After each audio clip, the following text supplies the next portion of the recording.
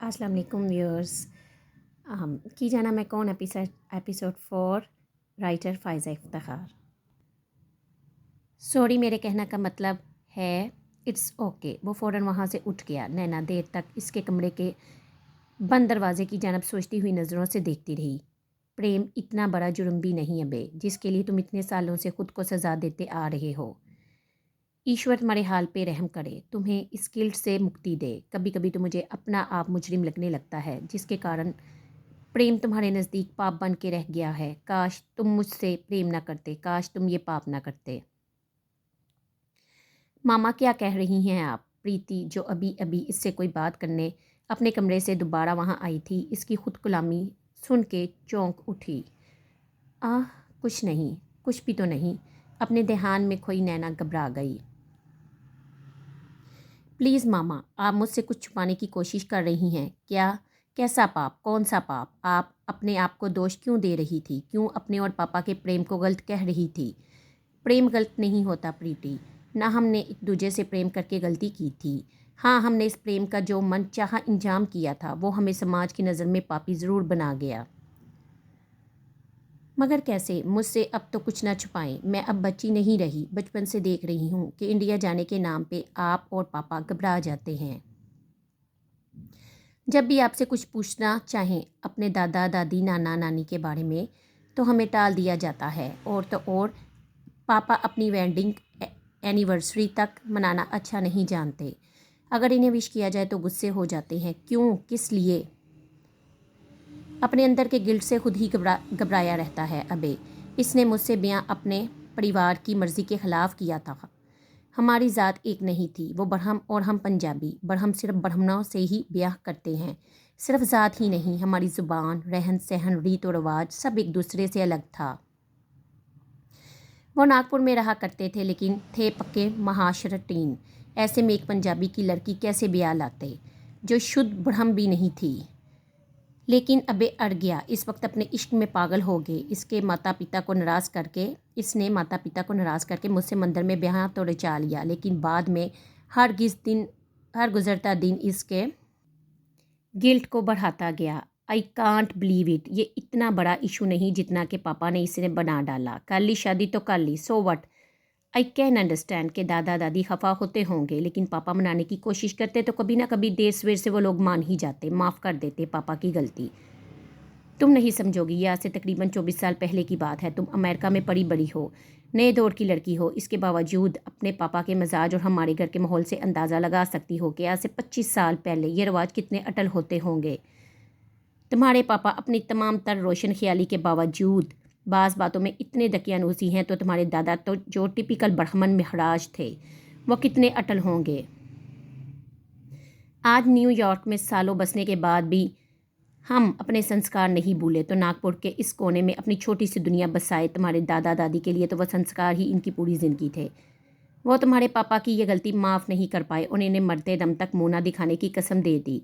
तुम्हारी तरह अबे और मैं भी यही समझते थे कि शादी के बाद ज़्यादा से ज़्यादा 1-2 साल तक हम इनकी नाराज़गी को ख़त्म करने में कामयाब हो जाएंगे, लेकिन इस कसम ने हमारी हिम्मत तोड़ दी। अब ये दिल बर्दाश्ता होकर भारत छोड़ने का फ़ैसला कर बैठा और आज तक खुद को परदेश काटने की सज़ा दे रहा है। इसके माता पिता अब स्वर्गवासी हो चुके हैं। वो अबे से नाराज़ ही संसार से चले गए।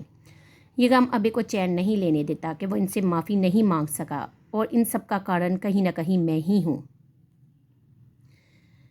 अब आप पापा के गिल्ट को अपना गिल्ट ना बनाइए। भगवान जानता है कि आपने ऐसा कुछ नहीं किया, और पापा ने भी किसी गलत काम के लिए दादा दादी को नाराज़ नहीं किया था। आप पापा को समझाएं कि माता पिता हमेशा संतान से खफा नहीं रह सकते। जीवन में वो भले इनसे नाराज़ रहे होंगे, मगर अपनी डेथ के साथ ही वो शांत हो गए होंगे, और ज़रूर आज भी स्वर्ग में बैठे इनके लिए, आपके लिए और मेरे लिए प्रार्थना करते होंगे। इनके आशीर्वाद आज भी हमारे साथ होंगे। मैं कोशिश तो करती हूँ लेकिन अबे नहीं मानता। इसका ख्याल है कि इसने ना सिर्फ अपनी किस्मत से, अपनी संतान की किस्मत से भी अपने माता पिता का आशीर्वाद निकाल दिया है। ये शर्मिंदगी इसे अपनी जन्मभूमि जाने से रोकती है, वरना मेरी तो बड़ी ख्वाहिश थी कि तुम्हारा ब्याह हिंदुस्तान में होता, वहाँ के किसी सुंदर से नौजवान से। ये मेरे ब्याह का जिक्र आज कल घूम फिर के बार बार क्यों आ जाता है? वो उकता के बोली।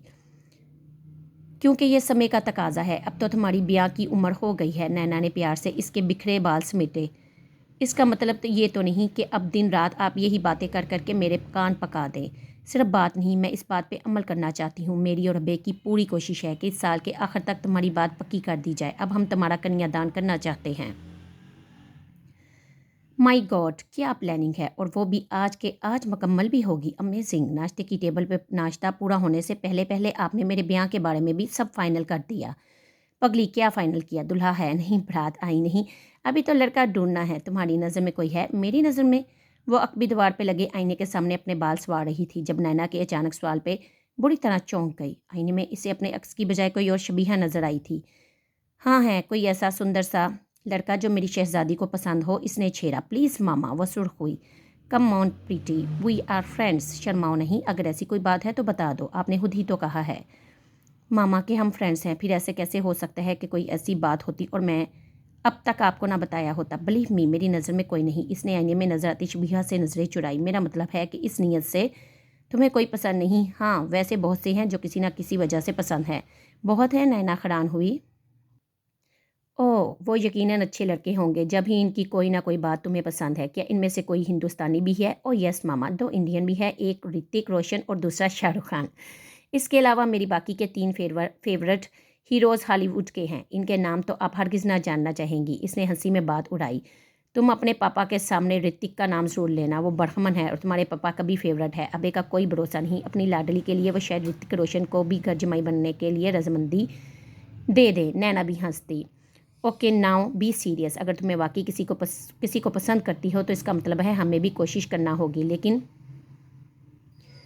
तुम अपनी पसंद हमें बता सकती हो।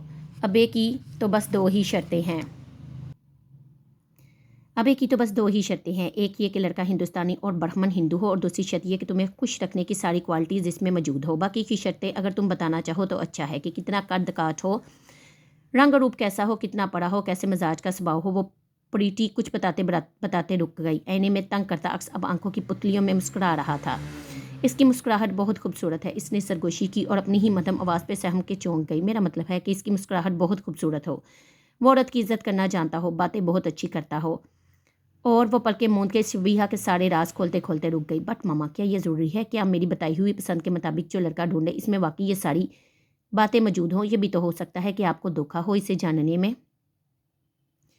तुम्हारी बातों से लग रहा है प्रीति कि तुम अरेंज मैरिज के हक में नहीं हो। नैना ने कियास जाहिर किया, जिसे प्रीति ने तकफन भी इनकार करना ज़रूरी ना समझा। ऑफ कोर्स, लेकिन फ़िलहाल मैं कोई लव मैरिज भी प्लान नहीं कर रही। बिलीव मी, मेरा दिल और दिमाग दोनों इस वक्त बिल्कुल साफ़ है। इनमें किसी का नाम नहीं लिखा। ऐसे कहते हुए अंदर कहीं से किसी नाम की बाज़गश्त बड़े ज़ोर से गूंजी थी। वो अपने आप से डर गई। मुझे कुछ वक्त चाहिए। पता नहीं ये मोहलत इसने किससे मांगी थी, अपनी मामा से, खुद से, या फिर इस अक्स से।